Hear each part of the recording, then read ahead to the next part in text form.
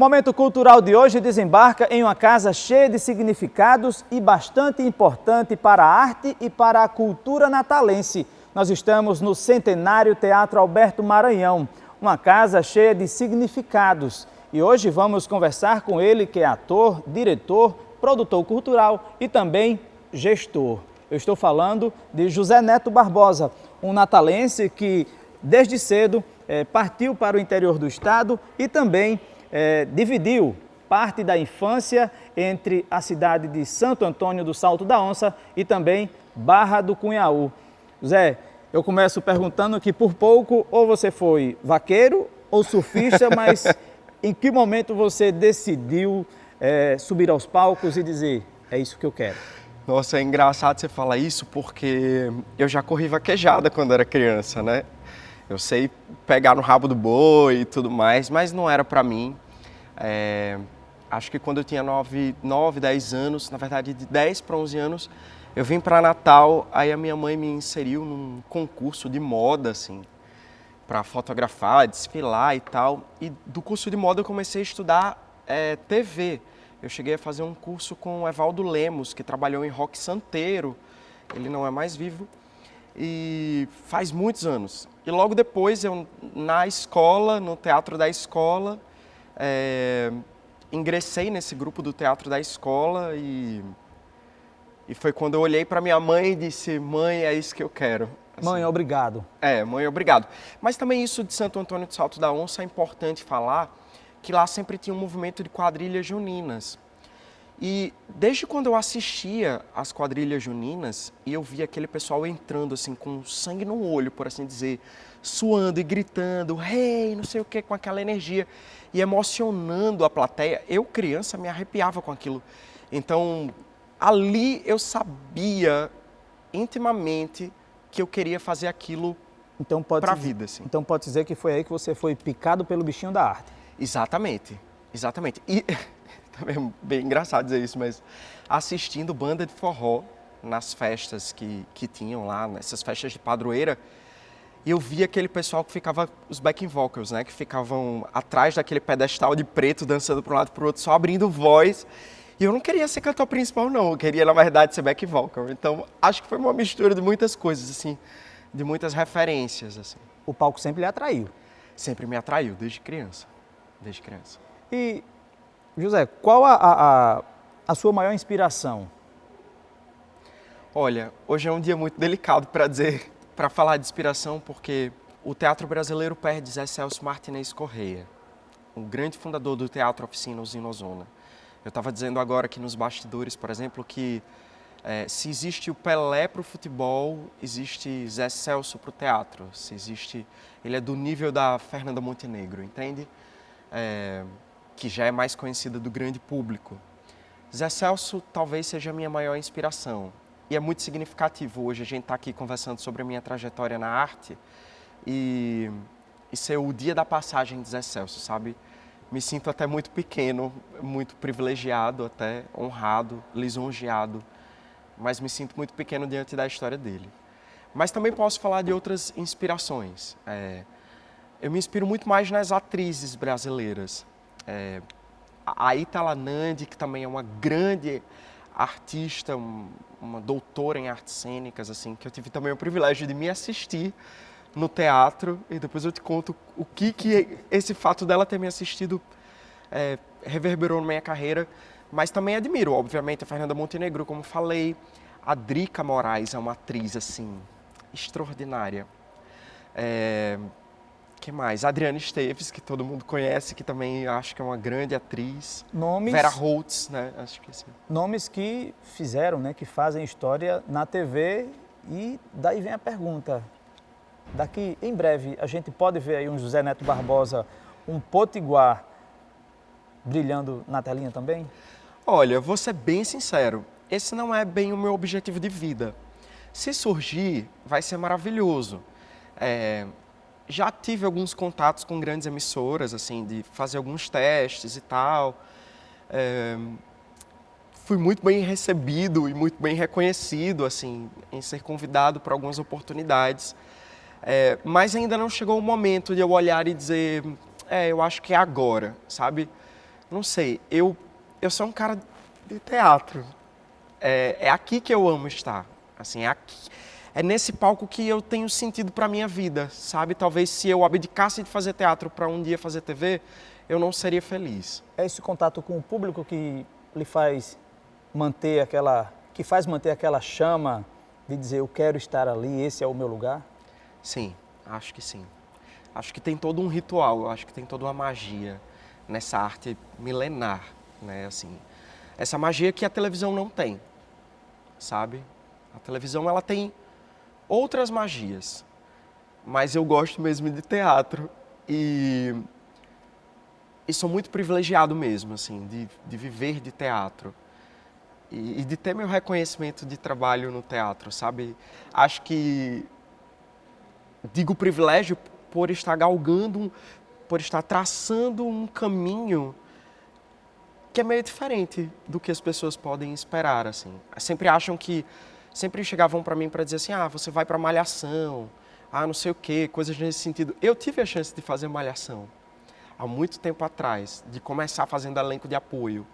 E eu tinha que me mudar para o Rio de Janeiro, e eu era muito jovem e tal, e eu decidi que não. Eu decidi que eu só iria para o Sudeste, apresentar no Sudeste, quando eu tivesse realmente com uma obra, quando eu tivesse com, sabe? Para não ser mais um dentro de uma fila enorme. Para você que está acompanhando o Momento Cultural aqui na TV Câmara Natal, nós estamos batendo um papo super agradável com o José Neto Barbosa. Ele que é um ator potiguar que está fazendo história há pelo menos 20 anos, apesar de ser bastante jovem. Mas todo profissional, José, tem um marco na sua carreira. O monólogo Borderline foi um deles na sua? Com certeza. O monólogo Borderline é um grande presente para qualquer ator, porque imagina, em cena, tinha uma cena que eu vomitava, né? Para você ver o tamanho da visceralidade que me permitia.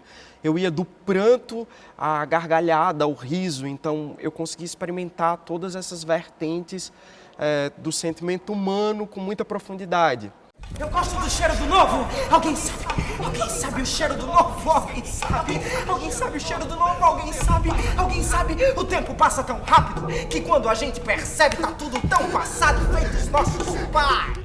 Borderline eu recebo de presente esse texto em 2012, a gente estreia em 2013, mas em 2012 em comemoração aos meus 10 anos de trajetória. Bem na metade. Exatamente, há 10 anos atrás, mais ou menos, um pouco mais de 10 anos.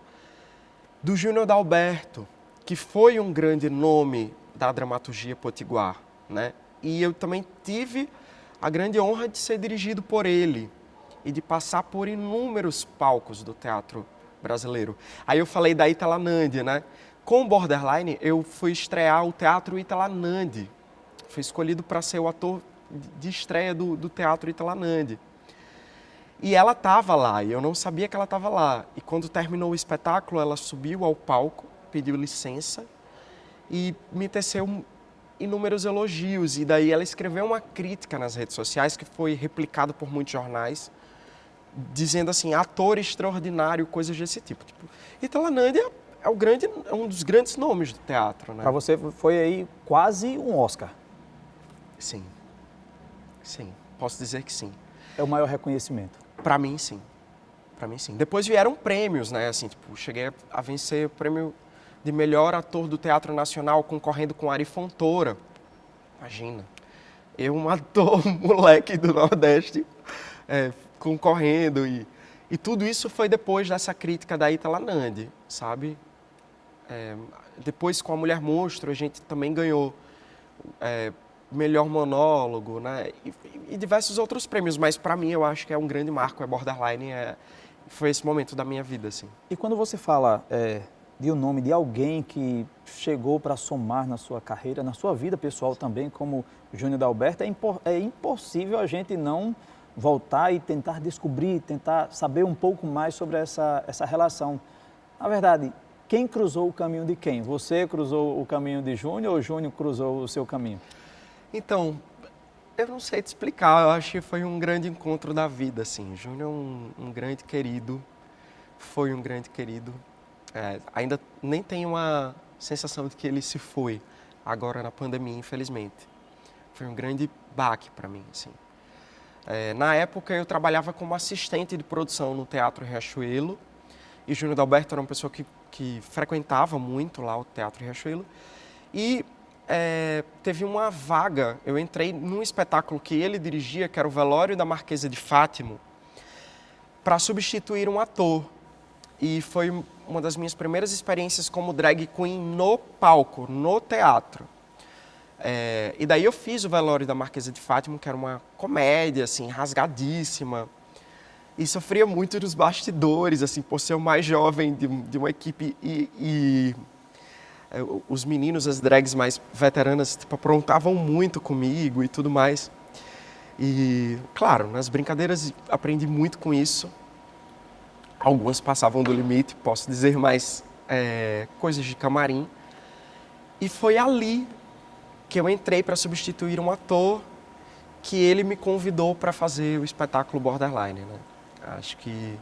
E dali a gente criou uma grande amizade. Borderline, acho que passou uns 6 anos, 5 anos em cartaz pelo Brasil. Rodou o Brasil inteiro. Isso. A gente não foi para algumas regiões, mas a gente fez quase que todo o Brasil. E você fala de preconceito. Infelizmente, essa é uma realidade não apenas no teatro, mas pode-se dizer que em todas as esferas da sociedade.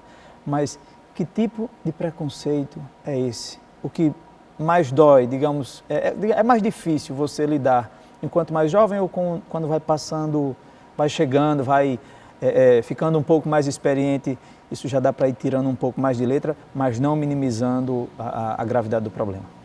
Olha, eu acho que tem, sim, muito preconceito com jovens artistas, né, assim, eu acho que eu fui muito subestimado, assim, sabe, no Teatro Potiguar, assim, no começo de tudo, tanto que hoje a minha companhia de teatro se chama Sem Companhia de Teatro, porque eu estudava com as grandes companhias de teatro, com os grandes profissionais, do estado, fora do estado e tudo mais, e eu não passava de aluno.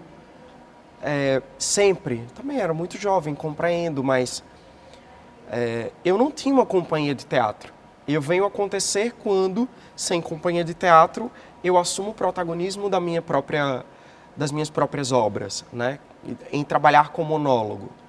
Aí quando eu vejo a minha trajetória acontecer com mais nitidez, por assim dizer. Então, eu passei muito tempo da minha carreira, engraçado falar carreira porque é como se a gente estivesse correndo mesmo, sabe? Sendo aluno, sendo oficineiro, o que é de extrema importância estudar e continuo estudando, assim, loucamente. E a gente escuta na fala de José Neto ele dizer que se sentia pequeno, mas ao longo dessa trajetória, para alguns pode ser pequena, para outros grande, mas só ele sabe o que passou para chegar até aqui. E um outro fato que pode ter certeza, eu tenho uma plena convicção de que marcou a carreira de José Neto, veio em 2016 com a criação do monólogo, né, do espetáculo A Mulher Monstro. E de tão pequeno, um ano depois, já em 2017, foi um dos espetáculos mais premiados do Brasil.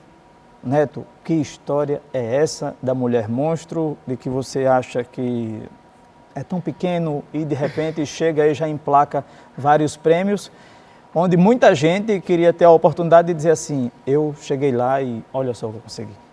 Cara, eu fico até muito emocionado, assim, de falar sobre isso, porque o espetáculo Mulher Monstro também foi um grande marco na minha trajetória. É um primeiro espetáculo onde eu estou em cena, uma obra que eu escrevi, uma obra que eu dirigi, então é a minha obra mais autoral. Salário do pecado! O salário do pecado! O salário do pecado é a morte! É um espetáculo que eu realizei muitos dos meus sonhos. Hoje, meu amigo, eu posso dizer que, graças a Deus, eu já realizei todos os meus sonhos no teatro. Os prêmios estimulam a mexer no texto da Mulher Monstro ou não é bem assim? Eu acho que o que mais estimula seriam os acontecimentos da política, sabe, brasileira. né? A Mulher Monstro é um espetáculo mutante, assim. A cada sessão eu coloco cena nova, falo uma coisa no texto novo, tipo, assisto o jornal na manhã, à noite tem sessão e eu já coloco coisas na cena. E esse, sim, é um espetáculo que circulou muito mais do que o espetáculo Borderline, assim. Acho que o Brasil compra muito mais a Mulher Monstro, eu acho, pela atualidade e pela facilidade, por ser mais popular, sabe, assim. Apesar disso, apesar da repercussão, do sucesso, infelizmente você experimentou o amargo sabor da censura. Como foi isso para você ver um produto tão bom, um produto assim, como a gente fala na linguagem popular, tão redondinho, tão alinhado e de repente ser censurado em alguns estados? A censura é mais uma das agressões que o artista sofre, assim, e que eu, infelizmente, passei por isso. Não romantizo, eu não troco a minha saúde mental por passar por aquilo, sabe, assim? É algo tão frustrante, assim, você se sente tão pequeno, uma sensação de impotência, sabe? Esse espetáculo, ele mexe com muitos gatilhos emocionais e faz muitas críticas a líderes religiosos, a famosos, a políticos, a anônimos, a familiares também, nessa sensação de grande impunidade que todo mundo coloca as garras para fora nas redes sociais. Então, é um texto que faz recortes reais dessas falas agressivas do nosso dia a dia. E muitas pessoas, quando assistem, elas se identificam ao ponto de se incomodarem a esse nível. A gente chegou a perder patrocínios, 2 patrocínios, que a gente tinha muitos anos que já eram patrocinadores desde Borderline. Eu já cheguei a levar uma pedrada em cena, apresentando esse espetáculo. Eu fui censurado em algumas cidades. Algumas censuras se tornaram públicas, mas outras foram censuras institucionais, institucionalizadas. Isso lhe fez pensar em, de repente, parar ou desistir? Querendo ou não, mexe com o artista, com qualquer pessoa que passa por uma experiência semelhante, mexe bastante. Mas, no seu caso, como você encarou tudo isso? Olha, quando eu assisti o filme Marighella, eu vi uma frase que eu acho que... Sabe quando bateu a frase e disse assim, é isso, me significa isso. Eu não tenho tempo para ter medo, dizia Marighella. E amigo, é exatamente esse o sentimento. Eu não tenho tempo para ter medo, sabe assim? E a partir de que você decidiu montar a Mulher Monstro? Então, a Mulher Monstro, ela surge nessa efervescência da nitidez e dessa polarização política brasileira que sempre existiu, mas que ficou muito em chamas ali em meados de 2015 para 2016, logo depois desses movimentos de 2013, daí foi aumentando tudo isso. E foi antes do impeachment da presidente Dilma, né? Então eu via muitas agressões sendo normalizadas, assim. Naquele momento, muito ataque à própria democracia brasileira. E a Mulher Monstro surge como uma denúncia mesmo a todas essas agressões, né? É um grito também de resistência. É um grito de socorro. de resistência e de socorro antes de qualquer coisa. Que é um convite às pessoas a repensarem as palavras que elas usam no dia a dia, né? Neto, só pra gente encerrar, o céu é o limite? Cara, não sei dizer. Talvez não. Eu quero construir uma trajetória que fique para além da existência, sabe? Assim, quero pensar grande nesse sentido. Eu tive o prazer de abrir as cortinas do Teatro Alberto Maranhão, depois dele ter sido fechado há muito tempo. Eu fui o primeiro artista a apresentar no Teatro de Parnamirim. Eu cheguei a bater o bastão de Molière, que é uma cerimônia de abertura, de reabertura de teatros, do Teatro de Cultura Popular. Acho que estou traçando uma história, modesta parte, que eu não quero que morra, assim, sabe, na existência. Não quero que seja o céu, sabe? necessariamente. É como o grupo de teatro Galpão fala em uma das músicas deles e tudo mais de musical. Quando eu morrer, meu Deus, eu quero continuar perambulando por esse palco, entre essas cortinas. Eu acho que aqui, nesse lugar, é o lugar que eu me sinto mais feliz, é onde eu tenho sentido da minha vida. Então, é isso. Muito obrigado. Eu que agradeço. José Neto Barbosa, nesse bate-papo super descontraído, passeando pela arte e também pelas frustrações, porque até elas também fazem parte do nosso dia a dia, e por que não dizer de artistas que têm como missão trazer um pouco mais de alívio para quem já busca fugir dessa agitação, dessa loucura, né, em que vivemos diariamente. A você, muito obrigado por estar aqui conosco. Até o próximo Momento Cultural, aqui na TV Câmara Natal.